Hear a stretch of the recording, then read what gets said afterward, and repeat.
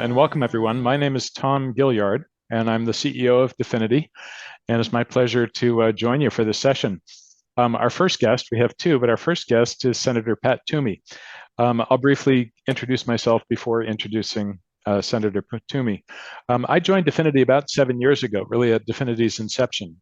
My prior lives included working in educational software, hospitality, and then more recently for about 15 years in the financial technology space, selling electronic payment systems and electronic invoicing into many large companies around the globe before joining Definiti and building with my colleagues a national retirement services leader.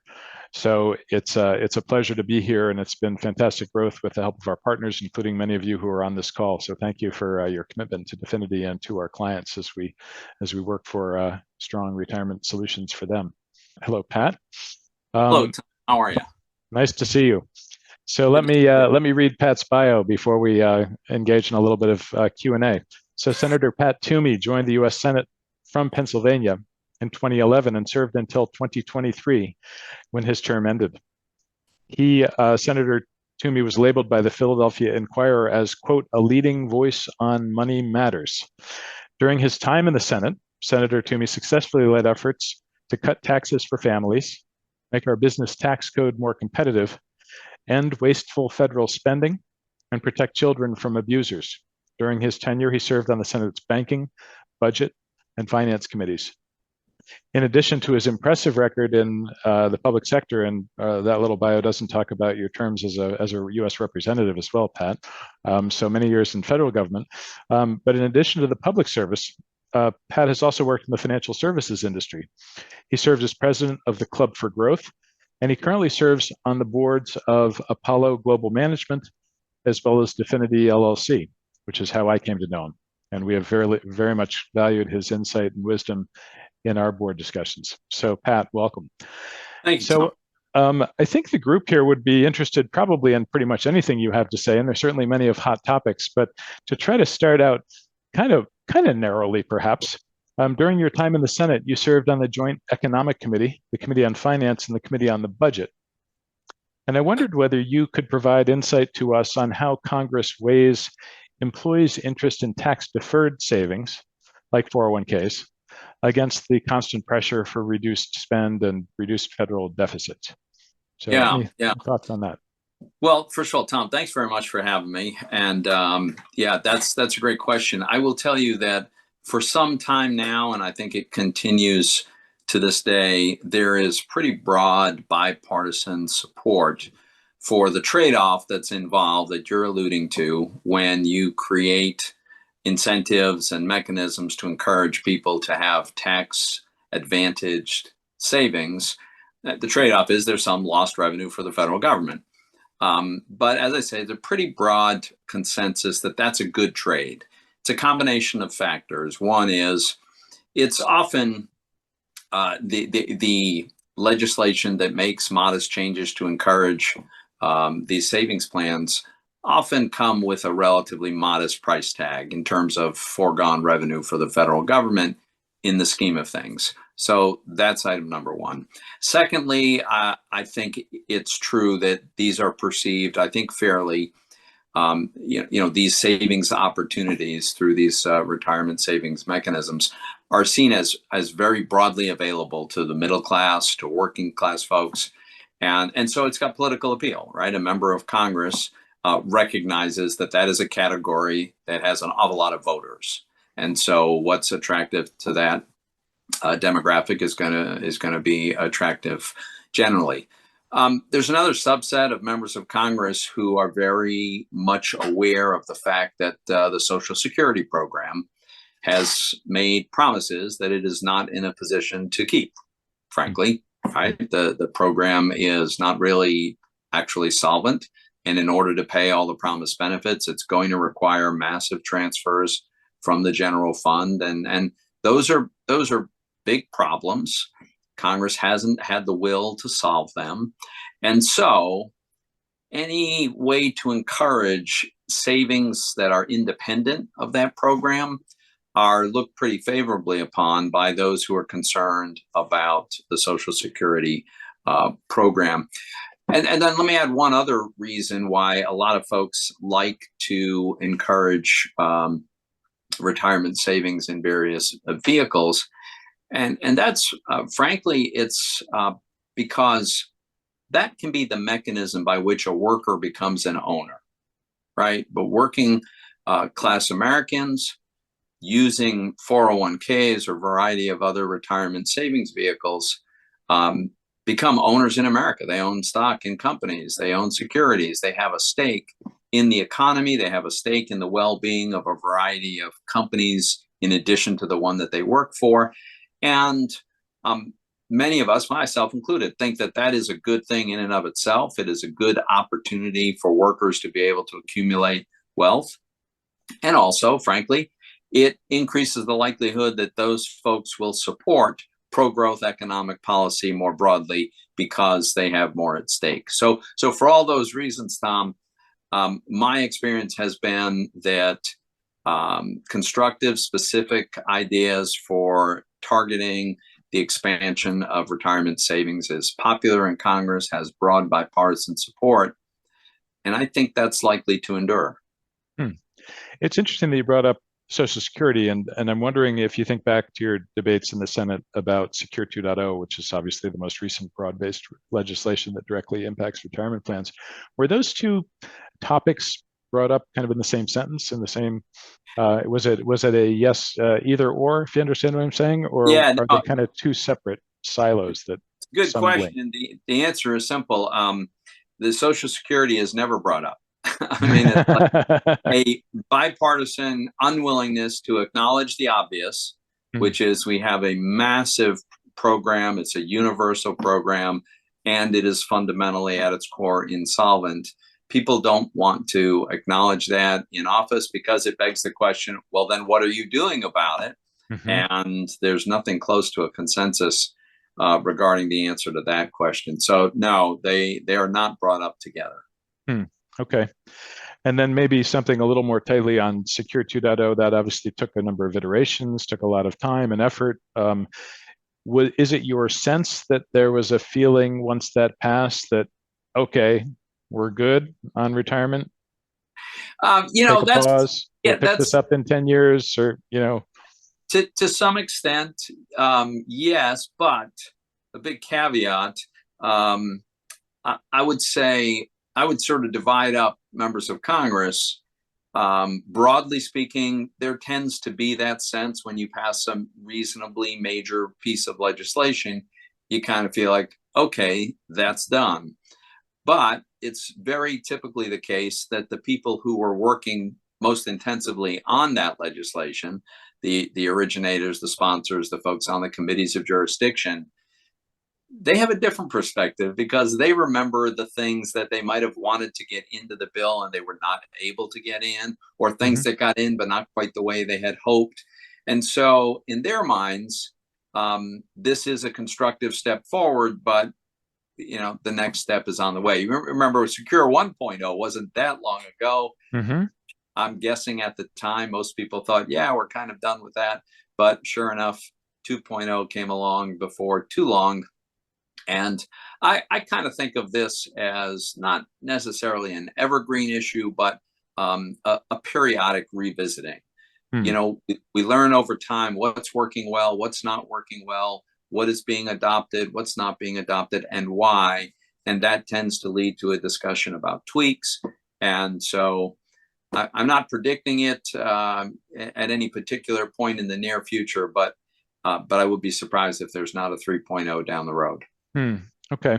Anything in your kind of looking at the landscape of this over many, many years in Washington, a number of different roles, that has you feeling, I guess optimistic might be a word, about the state of retirement plan safety from future budget cuts? It's kind of a link to the first question I asked, but as we look forward, it seems clear that there'll be continuing pressure on the budget, federal budget, and how safe should we all feel with regard to tax deferred savings like 401k? I think I don't want to come across as cynical here, Tom, but chances that Congress is going to go after a savings vehicle that serves the middle class and for which the vast majority of participants are middle class Americans, people who are working and supporting their family and saving for their future, the chance that Congress is going to go after that are very, very small.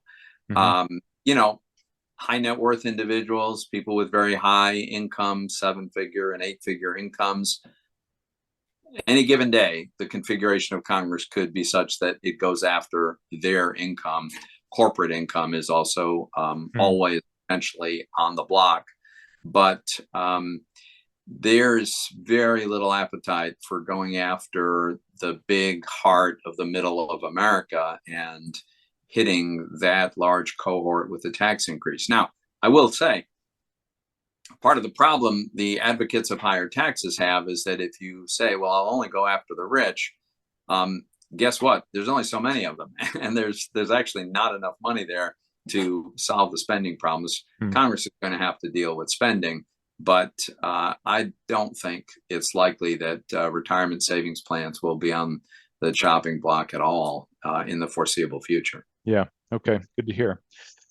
So then perhaps a couple of questions on kind of current events in a way. One being, with a continuing resolution set to soon to expire, I believe next week.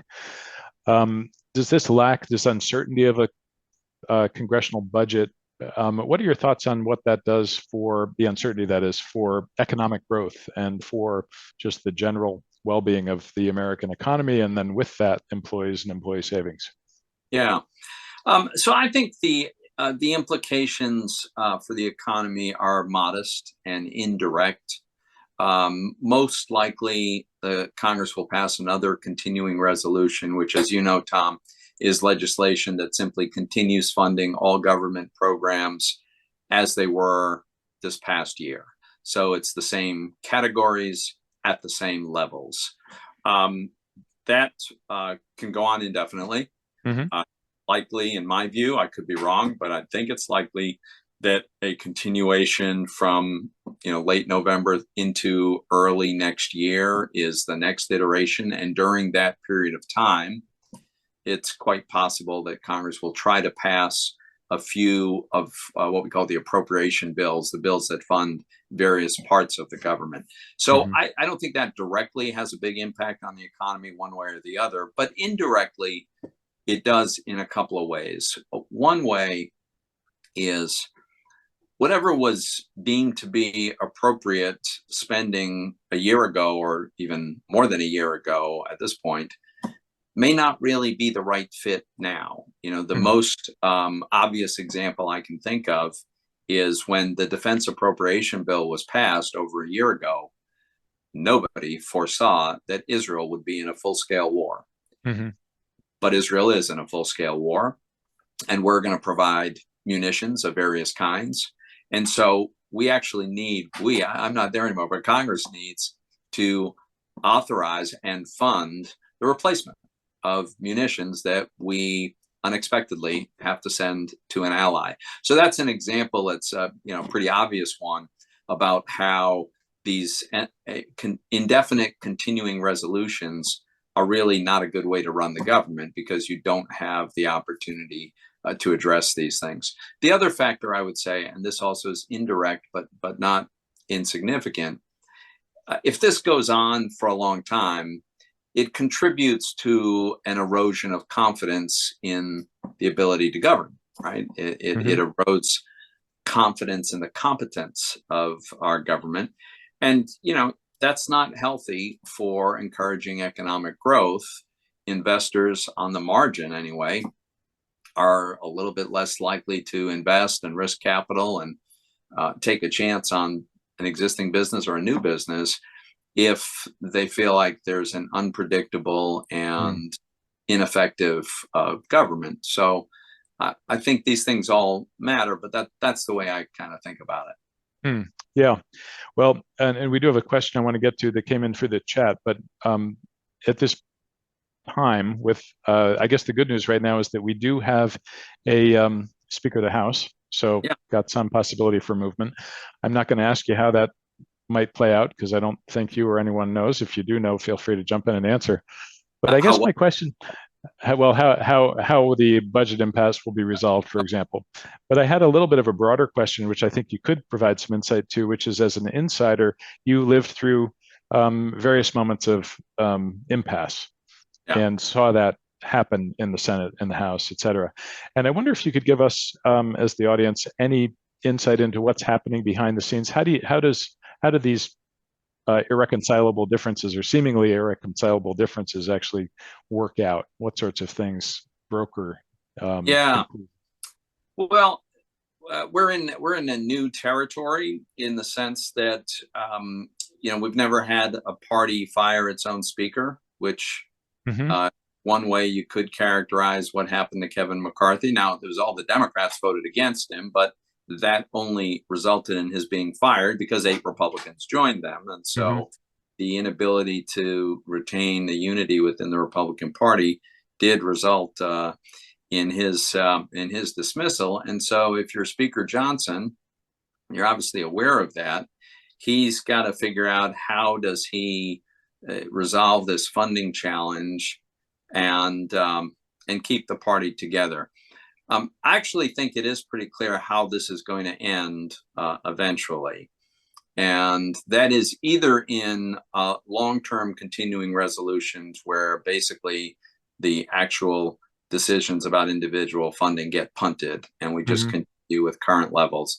Mm-hmm. That's a very poor way to do it, but there's a distinct possibility. The other possibility is that he's able to persuade the Republicans and say something like, remember back in the spring when there was a big fight over the debt ceiling? Because House Republicans were united and passed their own version of a debt ceiling increase that had some spending restraints and some reforms, the passage of that legislation forced President Biden to the table. He had to negotiate a deal. Republicans had some significant, not huge, but significant victories in terms of the outcome. And really, that's the best that you can hope for as a party that is not in control of most of government, right? Mm-hmm. Republicans control 1/3 of the Mm-hmm. elected parts of our federal government. So to get any significant concessions from the folks that control 2/3, that's a victory. I think Republicans need to go back to that deal, pass that deal. The Democrats would vote for it. Many Republicans would vote for it. And here's the key: Speaker Johnson has to convince the 8 folks that ganged up on McCarthy that outcome is acceptable. You can vote no on it if you disapprove. You don't think we should be spending money that way. Fine, vote no. But it's Mm-hmm. not grounds to fire the speaker when he Mm. struck the best deal that he could under the circumstances. Got it. Yeah. Interesting. Interesting. Okay. And with apologies, we're looking at time. I can't handle all the questions, but I've got one that might be a relatively brief question for you, Senator Toomey. Question: what is the likelihood there will be a federally funded retirement plan? And do you see that competing with current retirement plans?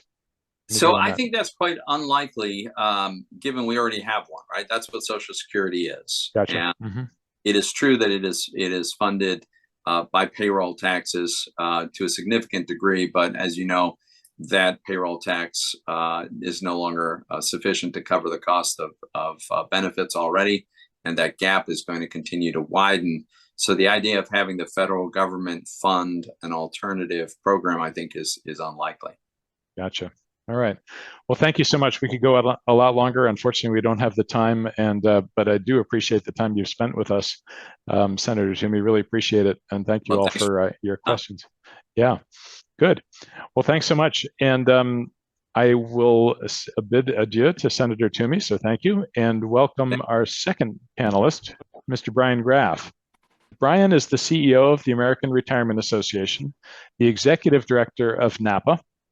He oversees operations for that organization.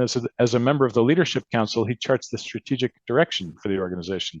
He's also the author of the Inside the Beltway column for Napa Net, the magazine. He's an attorney and a CPA.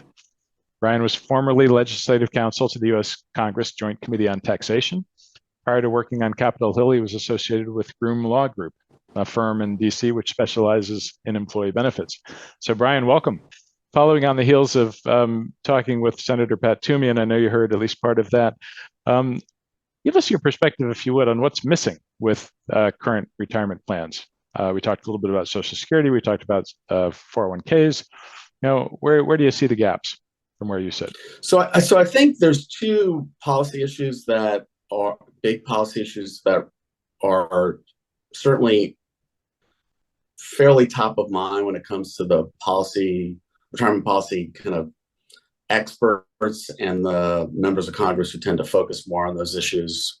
And that has to do, one, with coverage, and secondly, with adequacy, which can cover both, the amount that they're saving, but also the issues around leakage. So all of that kind of is around lower to moderate income workers, particularly concerns around communities of color, where the retirement savings gap is measurably higher than as compared to white workers. Over half of Black Americans don't have any retirement savings. About 64% of Hispanic Americans don't have any retirement savings. And a lot of that's due to the lack of coverage. When people are covered by a plan, they're 15 times more likely to save because it's coming out of their paycheck, as opposed to on their own in an IRA. So we know it works, and we know that the great plans that you guys provide really work well in the workplace. The problem is getting them in the hands of those workers, right? And also we know that there's some great data that shows that when people are covered, we don't really see racial disparities in savings. Everybody's sort of saving at comparable rates. Obviously, there's going to be differences based on what their incomes are, which is typical, but they're not discrepancies or anomalies based on racial characteristics. So it works. It's racially neutral. Again, the problem is coverage. So that's going to be an issue, and I think there's going to be a push, I would suspect, depending on how the elections go, to create sort of a national program similar to what the states have done to require a workplace, have some kind of requirement to require a workplace savings program. About 14 states have now passed that requirement. And then the second issue, Tom, around adequacy, I think would be a combination of, now that we've required all new plans to do automatic enrollment, and I know you guys are on top of that, what about existing plans? And I think there's going to be an interest in trying to implement that perhaps gradually over time so that all plans are required to do that. And then issues around leakage, particularly for moderate income workers. We lose about 25 to 30% of retirement savings through leakage. And I think there's going to be some interest in really getting into more auto portability ideas to try to stem that tide. Those are big picture. Yeah. So for the financial advisors on the call, what do you think they and we as a TPA might do better to try to confront those coverages of coverage and perhaps leakage? Well, I think it's really just a recognition of the fact that there's a need out there. There are a lot of it's being aware of the incentives that we passed in Secure 2.0 to basically cover 100% of the cost of new plans, as well as we're going to, small business owner, we're going to give you $500 just for doing it for 3 years. $500 every year for 3 years just for having a plan. Thank you. So awareness, and a lot of it's understanding what that business is relative to other types of retirement plan advisory or even TPA focused business. So what I mean by that is, we spend a lot of time as an industry. I kind of said there's about 70,000 plans above, 5 million, 10 million that we all chase after, right? And then there's the other 730,000 plans that are just there. And most of these, plans are going to be small. They're not going to have a lot of assets. And so intuitively, they're not very exciting. But I think if we look at it more as a participant business, as an advisor, what a lot of firms I've been talking to are thinking about is, let's treat this business differently. Let's go and get all these plans, but instead of, if we do make some money on the plan, great. But really what we're capturing are all those participants as potential leads for other products and services. And I think if we see this as a participant business, at least the micro to small plan business as a participant business, as opposed to a plan business, it really opens up the level of interest and the opportunities around this, because I can create all the incentives we want, but we all know small plans, particularly new plans, are sold or not bought, and someone has to go out and sell them, and then there's got to be a business reason for them to do that, and I appreciate that. Got it. Great.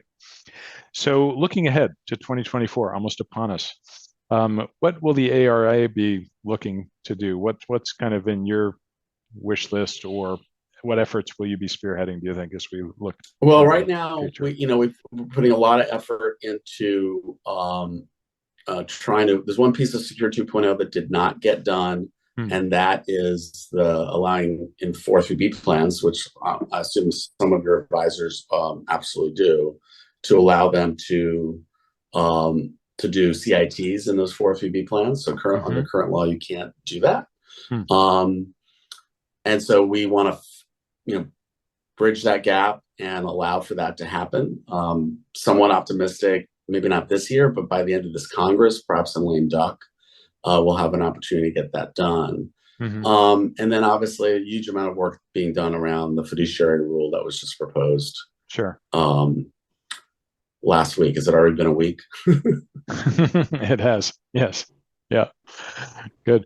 I'll ask you a question from your perspective in talking somewhat from the outside to those in the Capitol, that I asked Senator Toomey, where I asked him, does Congress feel with the passage of 2.0 that their retirement work is done, or at least done for a while?